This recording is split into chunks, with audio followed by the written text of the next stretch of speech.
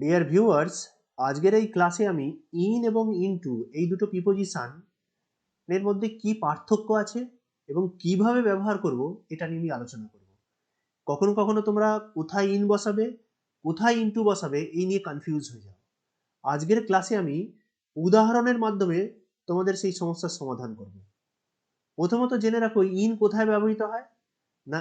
In কোনো জিনিস বিশ্রামে আছে মানে রেস্টে আছে বা কোনো জিনিসের অবস্থান বোঝাতে আমরা কি করি না ইনকে ব্যবহার করি।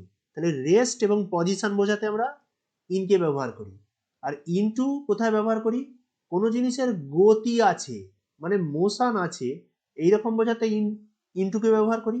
আর কোনো জিনিসের অবস্থার পরিবর্তন হয় মানে চেঞ্জ অফ স্টেট মানে অবস্থার পরিবর্তন হয় এই রকম বোঝাতেও আমরা কিন্তু ইনটুকে ব্যবহার করে থাকি।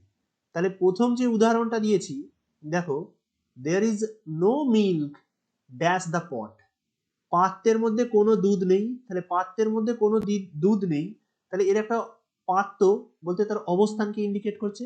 তাহলে আমরা অবশ্যই এখানে কি বসাবো? ইন প্রিপোজিশন বসাবো। বললাম C ran dash the hall. সে হলের মধ্যে দৌড়ে প্রবেশ করলো। তাহলে কোনো জিনিসের মোশন বোঝালে আমরা কি ব্যবহার করি? ইনটু ব্যবহার করি। তাহলে এখানে কি বসাবো না অবশ্যই ইনটু প্রিপোজিশন বসাবো। বললাম there is a frog dash this well. এই পাতকুয়াতে একটা ব্যাঙ আছে, তাহলে তার ব্যাঙের পজিশনকে ইন্ডিকেট করছে, তাই তো?